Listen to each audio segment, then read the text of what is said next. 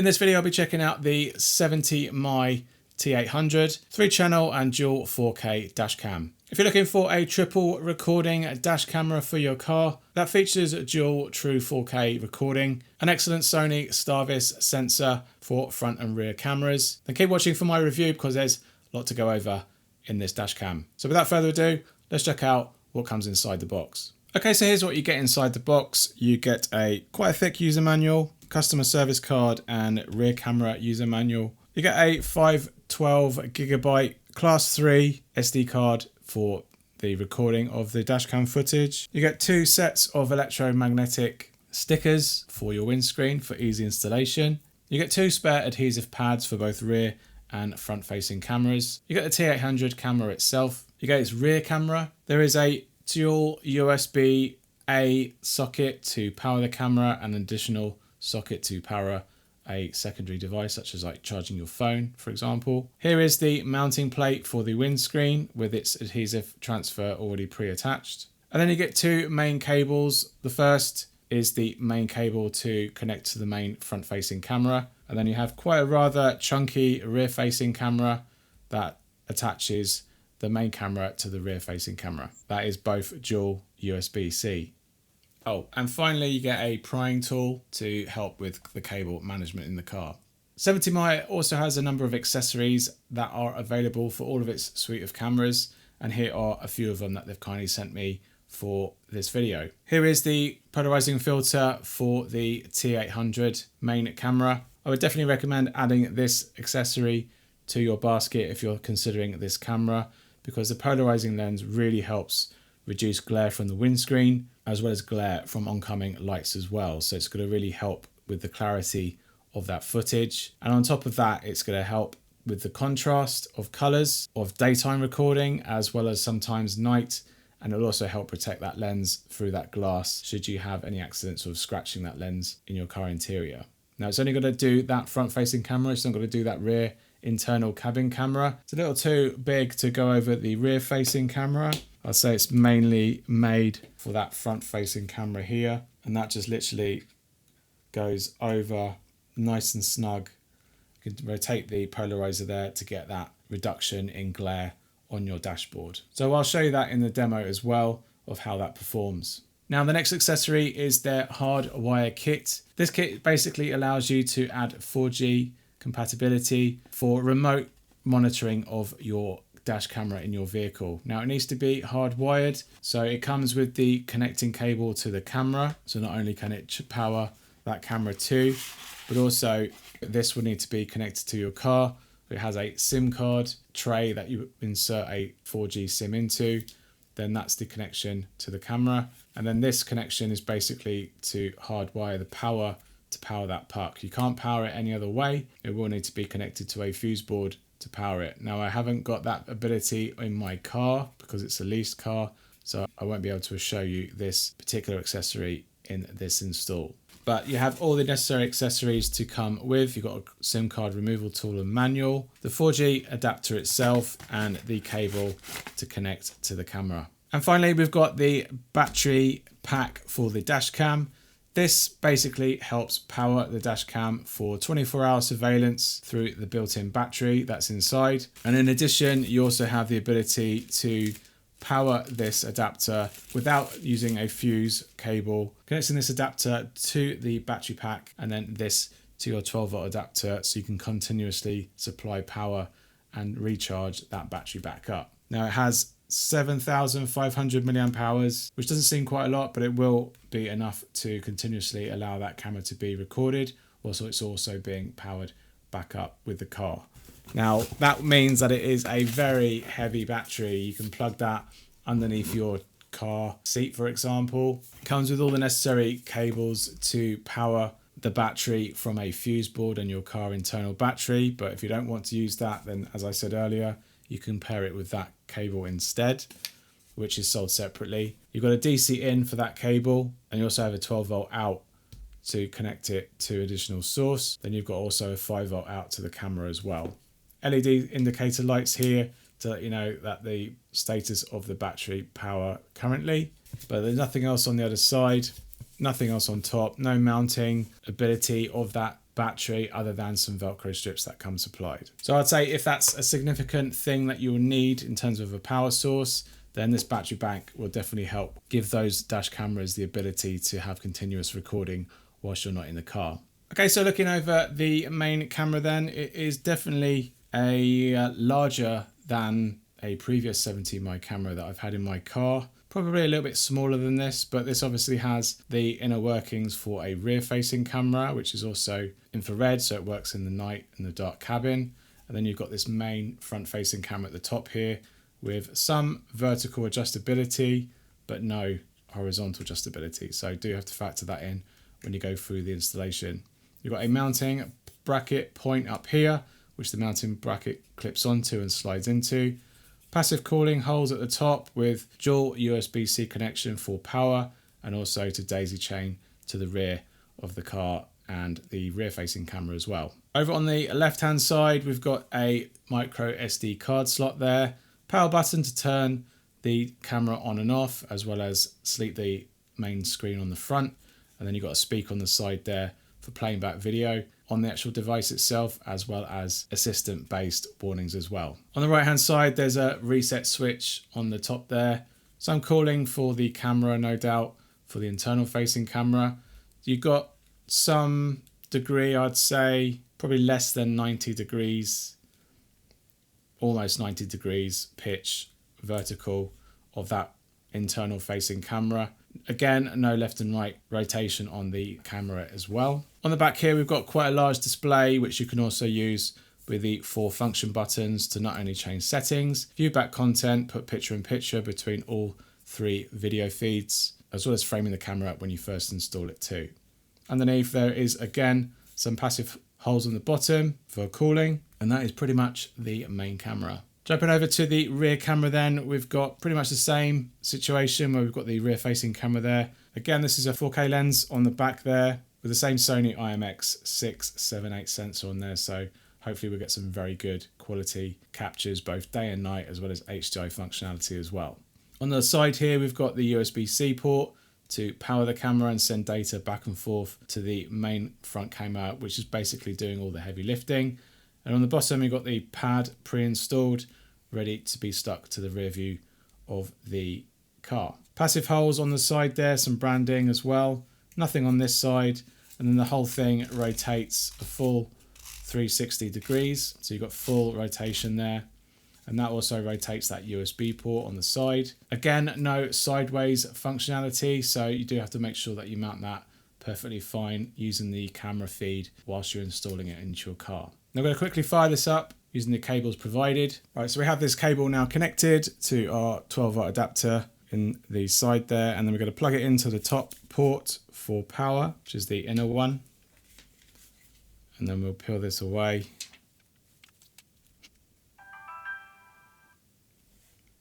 And that's the main menu. It will boot up, asking for our language, which we'll go through. We'll choose Europe, and then we've got the buttons being illustrated on what's available. So screen switching, internal camera switching, audio recording switch, and then extra functionality such as settings. So we're okay with that. We've covered the power button on the side there. Basically blue means it's not recording. It'll go green when it's recording and red if there's any recording errors. We're going to set the clock. And now it's telling us to get the app. So we're going to scan the QR code. That'll take us to the 70mai app, to which we're going to download on iOS. Right, so here we are in the application. It's detected the device is nearby, so we're going to add the device. We're going to confirm the connection by pressing the button on the side. Device is now added, and it's now going for the hotspot. You can hear a click for the camera. Connecting to the Wi-Fi hotspot. Please a memory card, so let's just do that. So the card is a 100 megabytes per second card, so it should be adequate enough for 4K recording.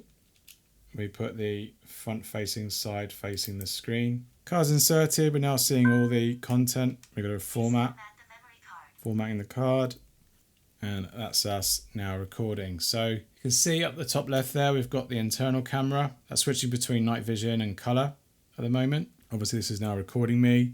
I'm recording my phone. We'll try and get this connected to the app again. We'll turn the hotspot on, connected. You can see we've got a live video feed, so that's going to help with mounting the camera front and rear, so we can actually get that right. We've got a quick access to settings, which is what I love with the 70mai dash cameras. It gives you full settings via its app, so you're not having to navigate through its built-in menu. Now, as far as I believe, all that content is on that phone too. Some separate functionality between mobile and what's on the actual dash cam itself. I think most of everything there is definitely tweakable, changeable, so we're good to go once we've tweaked all those settings before installing it in the car. Now, everything is here. You've got encoding format, resolution, recording duration from 1 minute to 3 minutes. You can change the resolutions of each front and cabin camera until we get the third camera installed. Then we can actually change that too, no doubt. HDI, 60 FPS on 4K as well as 1080p on front and rear. The internal cabin camera is the only non-4K camera that shoots at 1080 HDR. You've got low and high compressions should you want to have better quality in your content. So plenty to change here on the actual settings area of the app, and that will carry over to the phone whilst it's still connected. Now you can see here I've added the additional cable to the rear facing camera. So if we go back to the main menu here, you can then toggle between all 3 cameras that are recording at the moment. So that's really cool. You can tap this button here to go full screen, and that's really cool to see and frame that camera onto your car dashboard, front and rear windscreens as well. So let's go ahead and do that. Let's jump in the Cupra now, get these cameras mounted up and see how well they all perform. So I'll see you there. Right, so we're in the Cupra Born and we've got the 70mai T800 here ready to get installed on the screen up in front. I've got it connected to the USB port in the center compartment. That's going to allow me to at least power the display and get me framing this correctly on the front windscreen here. There isn't much choice because the problem with that right-hand drive vehicle is that this camera is basically going to be hidden behind this rear mirror if I were to mount it any further down on that side there. You could probably go up here, but it's a little bit tucked away and it's very close to these chevron patterns here. The other option is up here on the top right, but it's a little bit in the way, and the best place for it is down here, but my camera that I want to compare it to is also in the way. So I've basically got that section there, or I can mount it up here. So I'll come back to you with where it's going to go, and let's get this fitted. So I've got that side there, but you've got this in the way. Not a fan of that. Otherwise, a little bit further down so it's not in shot.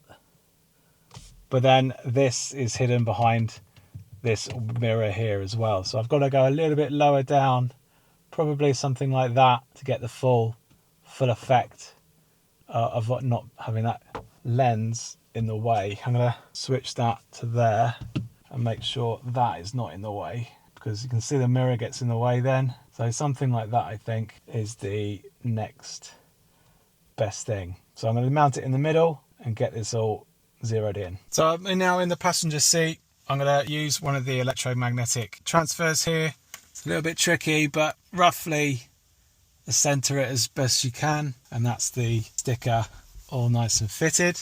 Next up is the camera itself. We can actually peel off this adhesive tape, and then using the cable, the whole thing powered, we're going to switch modes here and just make sure that this is orientated as best we can. I'm going to go off that line there as straight as I can and just push on there for about 10 seconds. Okay, that's all connected. Sadly, all this is not touchscreen, but that's us all connected there.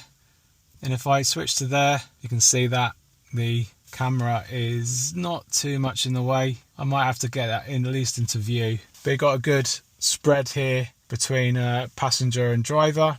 It's got more focus on the passenger really, because I have to make it slightly left of the center. But because this is a temporary install, I'm now going to run this cable up and over the best I can. 1 minute 37 seconds later. So this door should close still. Yep, that's it really. That's a nice decent install of that cable for now. So the next thing is to connect up this rear view cable. So let's do that. So we have a lot of cable here, so we're going to connect the USB-C. Okay, that's done. Right, so in the back of the Born, and we've got the rear facing camera here ready to get plugged in. We're going to use the same sticker here to get onto the windscreen to make it as easy install and removal, and then get that adhesive attached to the side of it. Of course, we're going to use our phone as well, so we can make sure that the orientation is right using our phone and the feed from the phone as well. So we're going to give it a bit of a clean, and then we'll get this thing stuck down. Okay, so I found my spot. I'm going to do the adhesive sticker again. Stick that in the center. Roughly, the camera is a little bit off center, but that goes on there like that. And then we're going to take off the adhesive, and then using our phone, we're going to line that up and get that stuck down. Hold on there for 10 seconds, and then we can rotate the camera how we see fit. That'll do. Make sure the 70mai logo is facing upwards. That's the right way for orientation, and the USB-C port is on the right hand side. Okay, so that's the T800 from 70mai installed in the front. In the back, cables are everywhere, and there's definitely enough reach for the rear-facing camera. I probably had another 1.5 meters, so you could probably definitely do a more discreet install. The front power cable, again, probably got another meter there as well, so you could probably take it down and around a few extra areas, as long as your 12-volt port or USB port is actually located roughly in the center area here. You won't have really any problem installing that. Whilst we're here, we can look at the polarizing filter. Now, it's going to be a bit difficult to show you this in full. Where's the lens? The lens is here. You can see that the contrast is a little bit better. It's more bluer. In sunnier days, you're going to get that kind of like glare off the dashboard, and this would do a very good job at reducing that glare. I do think you should add that to your purchase if you're considering this camera. Just make sure that the lens is all on properly. You can rotate it. We'll have to play around with that a little bit. You can then see if it does a better glare. You can see the car on the right and how much it's giving you less glare in that kind of area. And something like that, I think. I might need to monitor the camera a little bit better, but that will give you an idea as to what happens when you rotate that polarizing filter. So I'll show you 2 shots now of it with its rotation at different angles. You can see what it would be like with and without, and how much glare it really does take away from the overall dash. So if you do have like a kind of light grey and not very jet black interior, especially white, it's going to really reduce that considerably, and it's definitely going to make that video footage a lot clearer and nicer to look at. Okay, so that's the majority of the install done. I'm going to take it out now on a daylight and nighttime drive, and then I can come back with my final impressions of the general quality of the camera. So I'll see you then. Right, so we're on the road. We've got the T800 70mai dash camera all ready to go up there, and it's now recording all 3 clips of footage.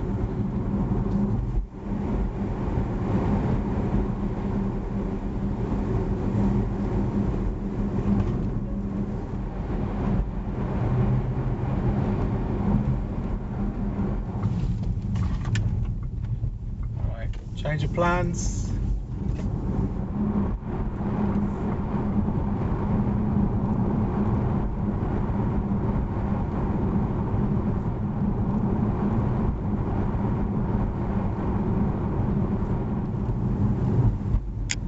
Yep.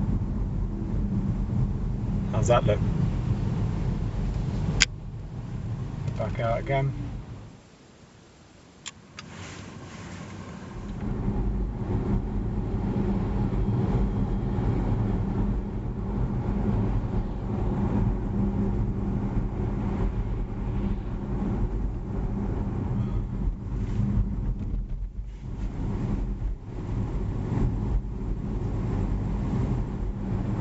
Attention to riders. Yeah, that's a bit over the top, that one. Lane. Seems to be picking up very well. Gonna have to do it on the way back, I think.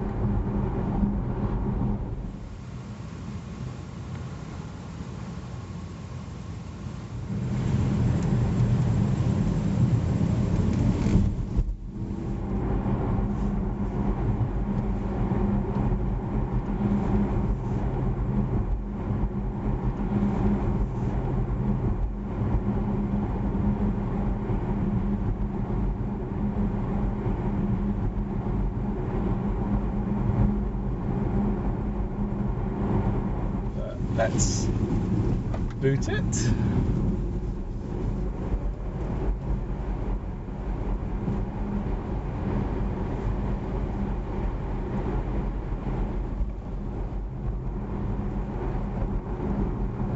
Caution, front car. So it's detecting that we're getting close. Okay, we've got another bit of turn one out. Dynamic range change. Turn one out. Dynamic range changed. Turn one out. Dynamic range changed.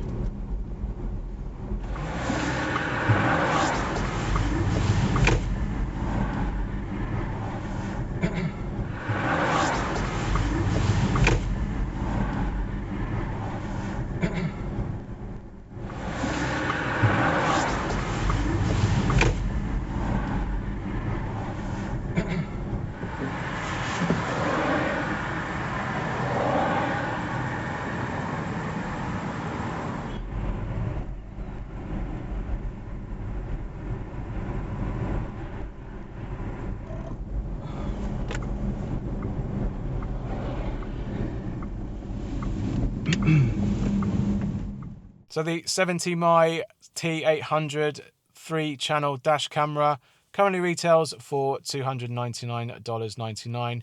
Currently on sale right now from their Amazon store, down from a regular price of $339.99. So that's a good bit of discount there. And you can also purchase it directly from their store should you want to ship it a little bit more worldwide. And I'll leave links down below to learn more about this camera, support the channel, and buy yourself one. Overall, it's a good quality camera. I like that it's actually a true 4K camera and it isn't upscaled that many claimed 4K dash cameras seem to be recently. The Sony Starvis 2 sensor really comes into its own in daylight and very well lit nighttime footage. As you've seen in that show reel earlier, the quality does degrade heavily both on front and rear facing cameras with this sensor at speed and also when there's very little light available. Everything does get a little bit more smeary and blurry, and the quality really does degrade when there isn't much light and you're going at roughly about over 40-50 miles an hour. But otherwise the color saturation is good, feels very natural. There is a slight over sharpening, I think, on the overall quality, and unfortunately you can't adjust that sharpening, and there isn't any option to adjust the exposure either in the settings. It is nice to see that there is a 60 FPS option, which might help with the frame rate a little bit and capture quality should you want to be taking any stills, such as number plates, for example, from the content. And as for its cabin camera, although it is 1080p, I think that's definitely sufficient in terms of its quality. It comes into its own at night as well because of those IR emitters, really helping with the overall quality and sharpness of that capture at literally almost no light whatsoever. It really does a really good job at keeping that quality consistent. In the day, it does a good job too, with good exposure, and it does handle that sort of wide dynamic range in that area as well. Should you go into some darker areas, that camera will switch to night vision mode and switch back to color as well. So that's really good to see too. I noticed whether it was with the Polariser filter, there were times where the light would reflect back and show a kind of spherical cone around the edges of the captured content. And that only seems to happen when there's certain type of light hitting that lens. But otherwise, I really do recommend that Polariser. It is night and day improvement if you do suffer with quite high reflections on the dashboard, and it also helps improve the color saturation as well on the overall footage. So really it should be a standard feature that comes supplied or bundled with the camera, I think. I left the sound on in that show reel so you can see what the quality of the sound is like in the recordings. Pretty good. It's not stereo and it only shoots in mono. The files come in MP4 format, so it's widely used. You can actually put it on a desktop, for example, and navigate through the content that way instead of going through the application. 4K 30 files are roughly about 721 megabytes for the front-facing camera. For the rear, for some reason, it's slightly less at 646 megabytes for that kind of content, again at 30 FPS. And the internal cabin camera at 1080p, that's roughly around 284 megabytes. Transferring those files through the app, through the Wi-Fi 6 connection, not a problem. It's nice to browse through that content and download that content directly to your camera roll for sharing, for example, without having to take that SIM card out.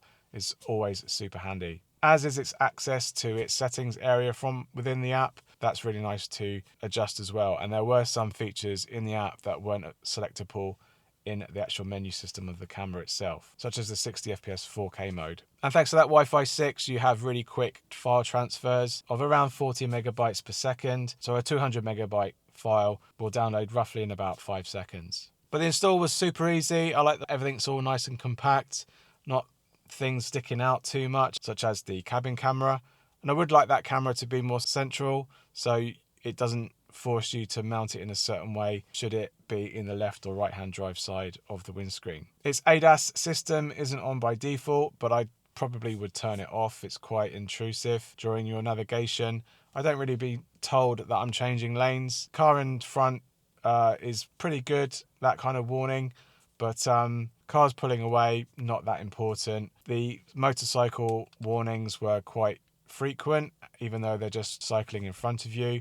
I didn't get any cyclist or pedestrian warnings, so basically it wasn't really helpful for me, and it's something I'd probably turn off. It's nice to see on the display though, all the AI at work with the lane lines displayed on the screen and boxes around cars, so you know that's all functioning and working. Sadly, you can't overlay that on the captured video. That would be quite nice to see, but it is nice to sort of glance and see that working behind the scenes as well. Don't forget you have that optional accessory for the 4G connectivity. Sadly, I couldn't test that in my vehicle, but it's nice to have that functionality there, as well as possibly having a secondary source to power the dash camera from the fuse board instead. That display is nice and big though. That's really welcome. It's kind of like a Goldilocks sweet spot in terms of its size. It's not too big, it's not too small. Sadly, it's not touchscreen. I've seen smaller touchscreens than this, and I find them much more better than using the function buttons. I would have liked to have seen that. Also, at daylight, really bright sunny days, it's quite dim of a screen, and there are no brightness settings for that screen either.